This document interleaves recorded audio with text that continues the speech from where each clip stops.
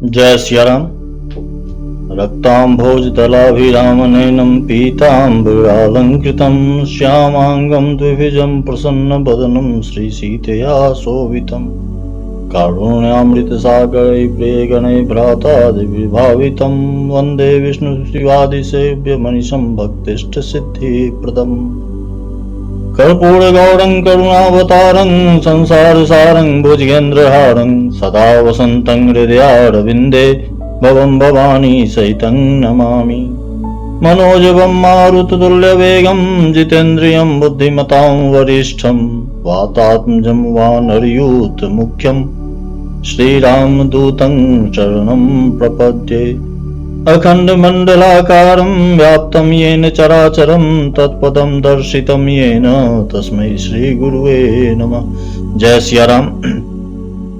मानवतामृत के इस भाग में आपका फिर से स्वागत, फिर से जय सिया राम। पिछले पाठ में हमने बालकांड के दोहा संख्या 225 तक का पाठ किया था। भगवान महर्षि विश्वामित्र की आज्ञा से अपने छोटे भाई लक्ष्मण जी सहित जनकपुर भ्रमण के लिए निकलते हैं। बच्चे संग लग जाते हैं, स्त्रियां झरोखों से देख रही हैं, आपस में बातचीत कर रही हैं। इनके सौंदर्य से प्रभावित होकर, मोहित होकर सबकी इच्छा है कि यह सांवला वर जो है वो हमारी किशोरी जी के लिए, हमारी जानकी जी के लिए सबसे उपयुक्त है। उनकी इच्छा तो यह भी है कि राजा यानी राजा जनक अपने प्रतिज्ञा को त्याग कर और इस सांवरे सलोने राम जी से सीता जी का विवाह कर दें, परंतु अन्य सखियां कहती है कि ऐसा असंभव है। महाराज इन दोनों राजकुमारों से मुनि के साथ मिल चुके हैं। फिर कोई कहती है कि ये बड़े सुकुमार बालक हैं, कैसे शिव धनुष को तोड़ेंगे। कोई कहती है कि नहीं, ये जितने देखने में छोटे लगते हैं उतना ही इनका प्रभाव बहुत बड़ा है। इस तरह से आपस की वार्तालाप उनकी चल रही है।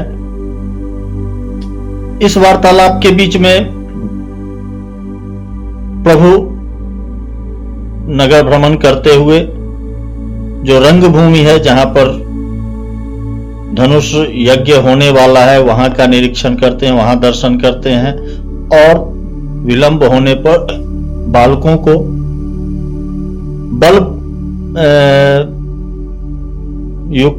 बलपूर्वक जबरदस्ती प्रेम से उनको विदा करते हैं और डरते सकुचाते गुरु जी के पास पहुंचते हैं। यहां तक हमने पढ़ा दोहा संख्या 225। अब 225वें दोहे से प्रारंभ कर आगे का पाठ। जय सिया राम। सब है सब प्रेम विनीत अति सकुच सहित दो भाई गुरुपद पंकज नाय सिर बैठे आय सुपाय। दोहा संख्या 225 आगे। निशि प्रवेश मुनि आय सुदिन्हा सबहि संध्या बंदनु किन्हा कहत कथा इतिहास पुरानी रुचिर रजन जुग जाम सिरानी। रात्रि का प्रवेश होते ही संध्या के समय मुनि ने आज्ञा दी, तब सबने संध्या वंदन किया। फिर प्राचीन कथाएं तथा इतिहास कहते कहते सुंदर रात्रि 2 पहर बीत गई। मुनिवर शयन किन्नी तब जाई लगे चरण चापन दो भाई जिनके चरण सरोरुह लागी करत विविध जप जोग विरागी। तब श्रेष्ठ मुनि ने जाकर शयन किया। दोनों भाई उनके चरण दबाने लगे। जिनके चरण कमलों के दर्शन एवं स्पर्श के लिए वैराग्यवान पुरुष भी भांति भांति के जप और योग करते हैं, ते दो बंधु प्रेम जनु जीते गुरुपद कमल पलोटत प्रीते बार बार मुनि आज्ञा दिन्नी रघुवर जाई शयन तब किन्नी। वे ही दोनों भाई मानो प्रेम से जीते हुए प्रेम पूर्वक गुरु जी के चरण कमलों को दबा रहे हैं। मुनि ने बार बार आज्ञा दी, तब श्री रघुनाथ जी ने जाकर शयन किया। चापत चरण लखन उड़ लाए सभय सप्रेम परम सचुपाए पुनि पुनि प्रभु का सो बहुताता पौढ़े धरि उर पद जल जाता। श्री राम जी के चरणों को हृदय से लगाकर भय और प्रेम सहित बहुत परम सुख का अनुभव करते हुए लक्ष्मण जी उनको दबा रहे हैं। प्रभु श्री रामचंद्र जी ने बार बार कहा, हे तात अब सो जाओ। तब वे उन चरण कमलों को हृदय में धरकर लेटे रहे। उठे लखन निसि विगत सुनी, अरुण शिखा धुनि कान, गुरु ते पहले ही जगत पति, जागे राम सुजान। रात बीतने पर मुर्गे का शब्द कानों से सुनकर लक्ष्मण जी उठे। जगत के स्वामी सुजान श्री रामचंद्र जी भी गुरु से पहले ही जाग गए। सकल शौच करी जाई नहाए, नित्य निवाहि मुनि सिरुनाए, समय जानी गुरु आय सुदिन पाई, लेन प्रसून चले दो भाई। सब शौच क्रिया करके वे जाकर नहाए। फिर संध्या अग्निहोत्रादि के बाद नित्य कर्म समाप्त करके उन्होंने मुनि को मस्तक नवाया। पूजा का समय जानकर गुरु की आज्ञा पाकर दोनों भाई फूल लेने चले। भूप बाग बर देखे जाई, जहां बसंत ऋतु रही लो भाई, लागे बिटप मनोहर नाना, बरन बरन बर बेली बिताना। उन्होंने जाकर राजा का सुंदर बाग देखा, जहां बसंत ऋतु लुभाकर रह गई है। मन को लुभाने वाले अनेक वृक्ष लगे हैं। रंग बिरंगी उत्तम लताओं के मंडप छाए हुए हैं। नव पल्लव फल सुमन सुहाए, निज संपत्ति सुररूख लजाए, चातक कोकिल कीर चकोड़ा, कूजत बिहग नटत कलमोड़ा। नए पत्तों, फलों और फूलों से युक्त सुंदर वृक्ष अपनी संपत्ति से कल्प वृक्ष को भी लजा रहे हैं। पपीहे, कोयल, तोते, चकोर आदि पक्षी मीठी बोली बोल रहे हैं और मोर सुंदर नृत्य कर रहे हैं। मध्य भाग सरसो सुहावा, मनीषो पान विचित्र बनावा, विमल सरसिज बहुरंगा, जल खग कूजत गुंजत भृंगा।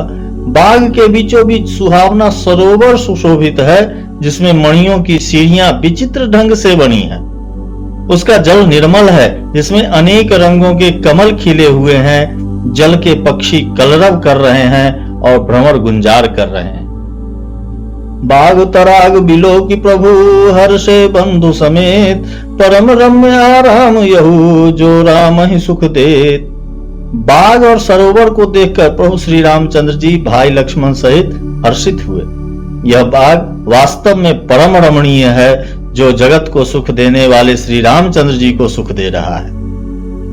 चहुदिस चितई पूछ माली, गन लगे लेन दल फूल, मुदित मन तही अवसर सीता तहाई, गिरिजा पूजन जननी पठाई। चारों ओर दृष्टि डालकर और मालियों से पूछकर वे प्रसन्न मन से पत्र पुष्प लेने लगे। उसी समय सीता जी वहां आई। माता ने उन्हें गिरिजा जी के पूजन के लिए गौरी जी पार्वती जी की पूजा करने के लिए भेजा था। संग सखी सब सुभग सयानी, गावहि गीत मनोहर वाणी, सर समीप गिरिजा गृह सोहा, बरनी न जाई देखी मन मोहा। सभी साथ में सब सुंदरी और सयानी सखियां हैं जानकी जी के, जो मनोहर वाणी से गीत गा रही हैं। सरोवर के पास गिरिजा जी का मंदिर सुशोभित है, जिसका वर्णन नहीं किया जा सकता, देखकर मन मोहित हो जाता है। मज्जन करी सर सखिन समेता, गई मुदित मन गौरी निकेता, पूजा किन्नी अधिक अनुरागा, निज अनुरूप सुभग वरु मांगा। सखियों सहित सरोवर में स्नान करके सीता जी प्रसन्न मन से गिरिजा जी के मंदिर में गई। उन्होंने बड़े प्रेम से पूजा की और अपने योग्य सुंदर वर मांगा। एक सखी सिय संग बिहाई, गई रही देखन फुलवाई, तेई दो बंधु बिलो के जाई, प्रेम विवश सीता पही आई। एक सखी सीता जी का साथ छोड़कर फुलवाड़ी देखने चली गई थी। उसने जाकर दोनों भाइयों को देखा और प्रेम में विह्वल होकर वह सीता जी के पास आई। तासु जद दशा देखी सखिना, पुलक गात जलु नैन, कहु कारण निज हर्ष कर, पूछहि सब मृदु बैन। सखियों ने उसकी दशा देखी, उसका शरीर पुलकित है और नेत्रों में जल भरा है। सब कोमल वाणी से पूछने लगी कि अपनी प्रसन्नता का कारण बता। देखन बाग कुंवर दुई आए, भय किशोर सब भांति सुहाए, श्याम गौर किमि कहो बखानी, गिरा अनयन नयन बिनुबानी। उसने कहा, दो राजकुमार बाग देखने आए हैं, किशोर अवस्था के हैं और सब प्रकार से सुंदर हैं। वे सांवले और गोरे रंग के हैं। उनके सौंदर्य को मैं कैसे बखान कर कहूं, क्योंकि वाणी बिना नेत्र की है और नेत्रों के वाणी नहीं है। यानी वाणी को कहना है तो वाणी ने देखा नहीं, और जिस नेत्र ने देखा उसके पास भाषा नहीं, वह कह नहीं सकती। सुनि हर्षि सब सखी सयानी, यही अति उत्कंठा जानी। एक कह नृप सुत तैयाली, सुने जे मुनि संग आए काली। यह सुनकर सीता जी के हृदय में बड़ी उत्कंठा जानकर सब सयानी सखियां प्रसन्न हुई। तब एक सखी कहने लगी, हे सखी, ये वही राजकुमार हैं जो सुना है कि कल विश्वामित्र मुनि के साथ आए हैं। जिन निज रूप मोहनी डारी, किन्हे स्वबस नगर नर नारी। बरनत छवि जह तह सब लोगु, अवसि देखी आई देखन जोगु। और जिन्होंने अपने रूप की मोहिनी डालकर नगर के स्त्री पुरुषों को अपने वश में कर लिया है, जहां तहां सब लोग उन्हीं की छवि का वर्णन कर रहे हैं। अवश्य चलकर उन्हें देखना चाहिए, वे देखने ही योग्य हैं। तासु बचन अति सियहि सोहाने, दरस लागी लोचन अकुलाने। चली यज्ञ करी प्रिय सखी सोई, प्रीति पुरातन लखई न कोई। उसके वचन सीता जी को अत्यंत ही प्रिय लगे और दर्शन के लिए उनके नेत्र अकुला उठे। उसी प्यारी सखी को आगे करके सीता जी चली। पुरानी प्रीति को कोई लख नहीं पाता, कोई देख नहीं पाता। सुमिरि सिय नारद वचन, उपजी प्रीति पुनीत। चकित बिलोकत सकल दिशि, जनु सुमृगी सभीत। नारद जी के वचनों का स्मरण करके सीता जी के मन में पवित्र प्रीति उत्पन्न हुई। वे चकित होकर सब ओर इस तरह देख रही हैं मानो डरी हुई मृगछौनी इधर उधर देख रही हो, एक अत्यंत व्याकुल और भय के साथ। कंकन किंकिन नूपुर धुन सुनि, कहत लखन सन राम हृदय गुनि। मानव मदन दुंदुभि दिन्ही, मनसा विश्व विजय कह किन्ही। कंकण हाथ में के करे, करधनी और पायजेब के शब्द सुनकर श्री रामचंद्र जी हृदय में विचार कर लक्ष्मण से कहते हैं, यह ध्वनि ऐसी आ रही है मानो कामदेव ने विश्व को जीतने का संकल्प करके डंके पर चोट मारी है। अस्कई फिर चिते तहियो रासिय, मुख शशि भय नयन चकोरा। भय बिलोचन चारु अचंचल, मनहु सकुच निमित जे दिगंचल। ऐसा कहकर श्री राम जी ने फिर कर उस ओर देखा। श्री सीता जी के मुख रूपी चंद्रमा को निहारने के लिए उनके नेत्र चकोर बन गए, सुंदर नेत्र स्थिर हो गए, टकटकी लग गई। मानो निमि जो जनक जी के पूर्वज थे, उन्होंने और राजा निमि का सबकी पलकों में निवास माना गया है। लड़की और दामाद के मिलन प्रसंग को देखना उचित नहीं, इस भाव से निमि ने सब सकुचाकर पलकें छोड़ दी, ऐसा लग रहा है। पलकों में रहना उन्होंने छोड़ दिया, जिससे पलकों का गिरना रुक गया। देखी सी शोभा सुख पावा, हृदय सराहत बचन न आवा। जनु विरंची सब निज निपुनाई, बिरची विश्व कह प्रगट दिखाई। सीता जी की शोभा देखकर श्री राम जी ने बड़ा सुख पाया। हृदय में वे उसकी सराहना करते हैं, किंतु मुख से वचन नहीं निकलते। वह शोभा ऐसी अनुपम है मानो ब्रह्मा ने अपनी सारी निपुणता को मूर्तिमान कर संसार को प्रकट करके दिखा दिया। सुंदरता कहूं सुंदर करई, छवि गृह दीप शिखा जनु बरई। सब उपमा कवि रहे जुठारी, किमि पट तोरो विदेह कुमारी।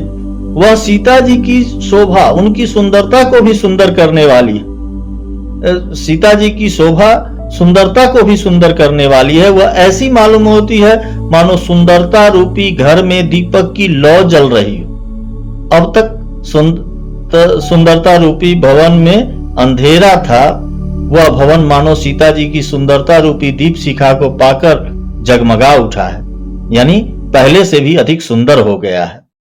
सारी उपमाओं को तो कवियों ने जूठा कर रखा है। मैं जनक नंदिनी श्री सीता जी की किससे उपमा दूं?